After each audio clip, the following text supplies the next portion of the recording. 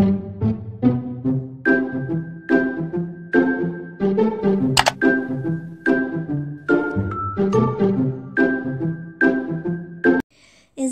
عاملين ايه؟ ان شاء الله تكونوا بخير.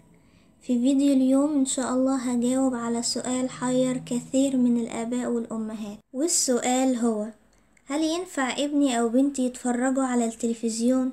وقبل ما اجاوبكم على السؤال ده لازم نكون عارفين ان اي حاجة في الدنيا زي ما ليها فوائد ليها اضرار. ودلوقتي اقدر اجاوبكم على السؤال ده: هل ينفع ابني او بنتي يتفرجوا على التلفزيون؟ الإجابة نعم، ينفع يتفرجوا على التلفزيون عادي، بس في كام شرط كده. الشرط الأول والطبيعي إن الطفل لازم يتفرج على محتوى خاص بيه هو فقط، يعني يتفرج على قنوات للأطفال، مش يتفرج معايا على المسلسل المفضل ليا أو المسلسل اللي أنا بسمعه أو ماتش الكرة اللي بابا بيسمعه أو أغنية نازلة ترند اليومين دول وأنا بسمعها أو أي أغاني عامة. الطفل ما ينفعش يسمع أي حاجة من دي. الطفل في المرحلة دي اللي هي مرحلة الطفولة لازم يتفرج ويسمع حاجات تناسب سنه هو. يعني يا جماعة الطفل مش هيكون فاهم أصلا المسلسل اللي بيتفرج عليه، ولا هيكون فاهم كلمات الأغنية اللي نازلة ترند اليومين دول. احنا كبار فاهمين الأغاني وفاهمين الكلمات اللي فيها، فاهمين أحداث المسلسل والشخصيات والخير والشر. الطفل مش فاهم أي حاجة من دي، فما ينفعش ان هو يتفرج عليها. فلازم الطفل يتفرج على محتوى خاص بسنه ومحتوى يناسب سنه، مش خاص بيه هو فقط، لا لازم يكون يناسب سنه، يناسب السن اللي هو فيه. لانه طبعا احنا عارفين ان الطفل اللي عنده 4 سنين هيتفرج على محتوى مختلف عن اللي عنده 6 سنين، غير اللي عنده 8 سنين، غير اللي عنده 10 سنين. فكل سن ليه حاجة معينة يتفرج عليها وليه محتوى يناسبه هو بس. طيب أنا قسمت المحتوى اللي هيتفرج عليه الطفل بناء على سنه ده. بناء على ايه؟ على سن الطفل. بمعنى طبعا هما تحت 12 سنة بيسموا أطفال، تمام؟ من أول الطفل ما بيتولد لغاية 3 سنين دي عامة بتكون مرحلة الرضاعة. لسه الطفل يعني بيبي.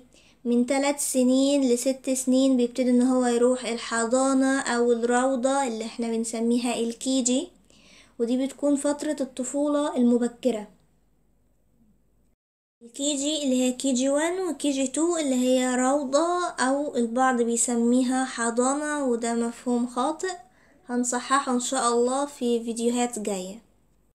وبعد كده الطفل بيكبر شوية وبيخلص الكيجي وبيدخل على المدرسة الابتدائية او المرحلة الابتدائية اللي هي سنة اولى ابتدائي او الصف الاول الابتدائي. بياخد من سن 6 سنين او 7 سنين. هو كده من 6 سنين ل9 سنين دي فترة الطفولة المتوسطة. بعد كده من 9 سنين ل12 سنة دي فترة الطفولة المتأخرة. فملاحظين الفترات اسمها ايه؟ طفولة مبكرة، طفولة متوسطة، طفولة متأخرة. فتحت 12 سنة دول أطفال يعني يتفرجوا على محتوى أطفال، على قنوات أطفال. فمن الطبيعي جدا ان طفل عنده 10 سنين، انا قلت طفل عنده 10 سنين يقعد يتفرج على قناة للأطفال أو قنوات الأطفال أو كرتون أو كده، ده طبيعي جدا. لكن اللي مش طبيعي إن طفل عنده 10 سنين أو 11 سنة يقعد يسمع المسلسلات اللي أنا بسمعها، أنا كبيرة بسمعها. طفل عنده 10 سنين أو 11 سنة يقعد يتفرج معايا عليها، ده مش طبيعي. طب إن طفل عنده 10 سنين أو 11 سنة يغني الأغاني اللي بتنزل دلوقتي اللي انتوا عارفين كلماتها ايه ومحتواها ايه، ما ينفعش الطفل يسمع الأغاني دي. لا، هو كمان مش بيسمعها، ده بيغنيها. طب هو فاهم؟ هل هو فاهم الكلمات؟ معظم الأطفال مش بيكونوا فاهمين الكلمات.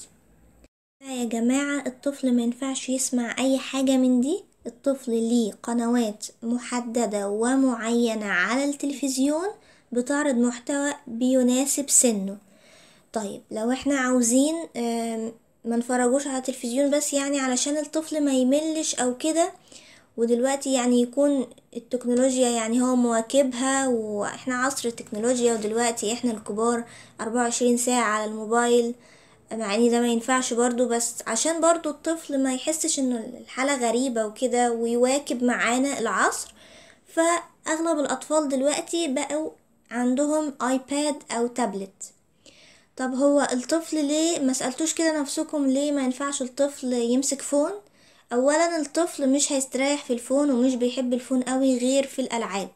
بس لو خيرت الطفل ما بين الفون اللي هو الجهاز الصغير المحمول او التليفون والتابلت او الايباد، هيختار الايباد او التابلت ومش هيختار الفون خالص، لان الطفل عينه صغيرة يعني غير عيننا احنا الشبكية بتاعتنا كبيرة وكده، فهنقدر ان احنا نشوف الكلام الصغير والخط الصغير اللي بيكون في الفون.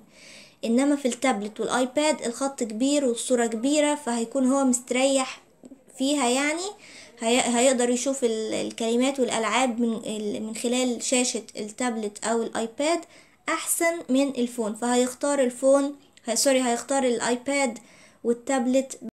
فمعظم الآباء والأمهات بقت توفر لأولادها الصغيرين دلوقتي آيباد أو تابلت عشان يلعبوا عليه جيمز معينة، أو يعني مفيش أطفال دلوقتي بتذاكر عليه عامة، هما بس عشان يلعبوا عليه، علشان ما ياخدوش من باباهم ومامتهم الفون كل شوية وكده.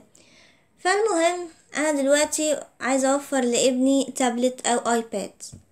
هخليه يلعب عليه ايه او هيستخدمه ازاي؟ اولا لو الطفل مش حضرتك عاوزة تكتفي بالتي في فقط، فممكن تلجئي من خلال الايباد او التابلت ليوتيوب كيدز. هتقولي لي طيب الطفل طبعا مش هيعمل فيسبوك ولا هيعمل انستجرام، الكلام ده ممنوع، يعني ده ممنوع زي ما المسلسلات ممنوعة والأغاني ممنوعة وكل الحاجات بتاعة الكبار ممنوعة، برضو الفيسبوك ممنوع. منفعش طفل يكون عنده فيسبوك يا جماعة خالص، منفعش طفل يكون عنده واتساب، منفعش طفل يكون عنده فون اطلاقا، الكلام ده ممنوع، وهنتكلم عنه ان شاء الله في فيديوز جاية كتير. فانا هوفر له تابلت عشان يلعب عليه، ويوتيوب متاح، ده الابليكيشن الوحيد المتاح للاطفال عشان هو مخصص ليهم، لان هو اسمه يوتيوب كيدز. طب يوتيوب كيدز ده شكله ازاي؟ هعرض شكله دلوقتي وهعمل لكم فيديو ازاي نسجل عليه.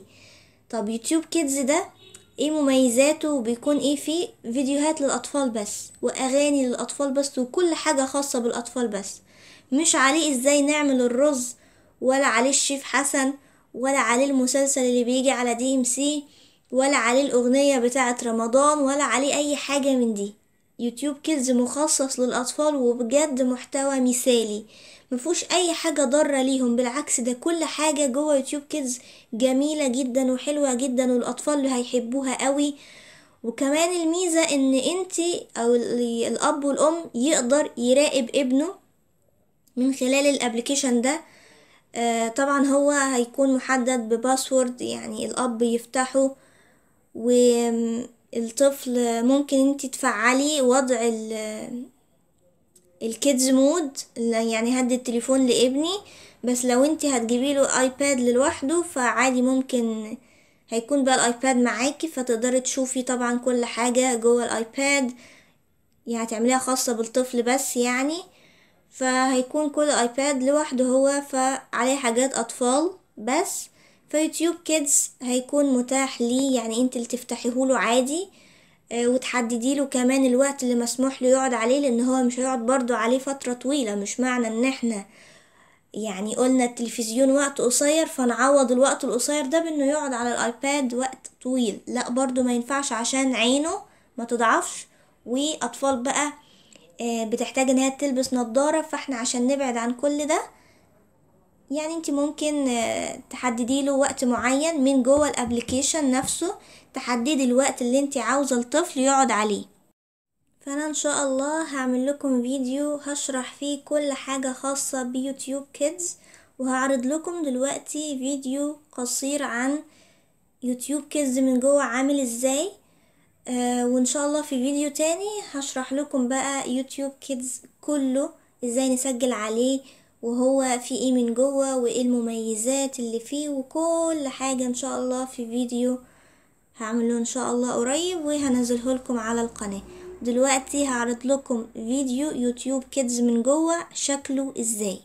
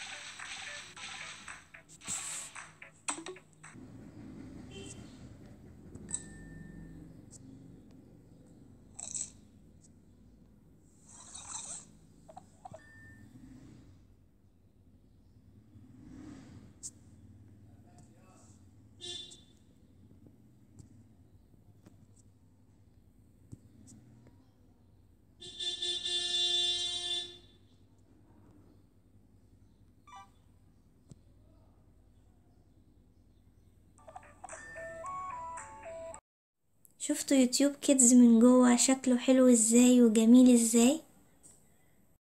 فدول يا جماعة التو اوبشنز المتاحين للأطفال، يا إما تلفزيون يتفرج على قنوات الأطفال، والمدة كمان ما تكونش طويلة، هو وقت محدد، يا إما نص ساعة يا إما تلت ساعة، مش كتير، يا إما برضو يعني تلت ساعة الصبح كده على فترات متقطعة، لكن مش اليوم كله يقعد يتفرج على التلفزيون. محتوى للأطفال يا جماعة تاني بعدها، محتوى للأطفال على قنوات الأطفال. لو أنا عايزة أغير القناة يبقى الطفل أخليه يروح يلعب في الأوضة بتاعته أو يروح أي حتة، إنما أنا ما أشوفش المسلسل بتاعي قدامه، تمام؟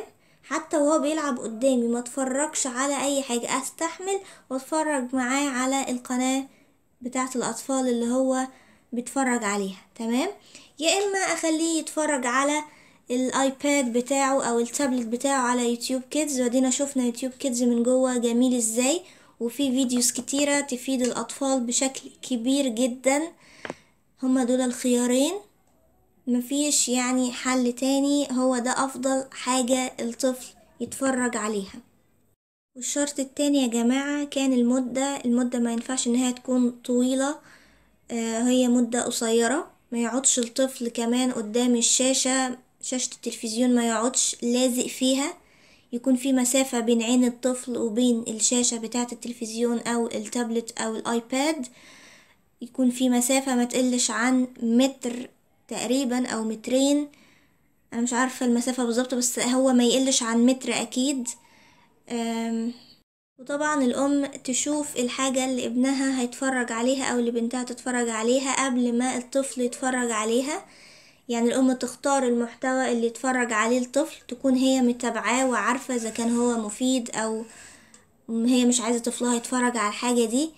وطبعا الام يعني على طول كده تتابع الطفل باستمرار هو بيتفرج على ايه، سواء على التلفزيون او على الايباد. وبس كده يا جماعة، ده كان الفيديو، بتمنى تكونوا استفدتم منه جدا، واذا استفدتم منه ما تنسوش انكم تعملوا لايك وتكتبوا كومنت تقولوا ايه رأيكم في الفيديو، ولو عاوزيني اتكلم في حاجة معينة. ولو انتم جداد في القناة اهلا وسهلا بيكم، ما تنسوش انكم تشتركوا في القناة وتفعلوا زر التنبيهات عشان يوصل لكم اشعار اول ما انزل فيديو جديد. وما تنسوش انكم تتابعوني على الانستجرام وتنضموا لقناتي على التليجرام، هسيب لكم الروابط تحت في اول كومنت. وبس كده، اشوفكم في فيديو جديد قريب، مع السلامة.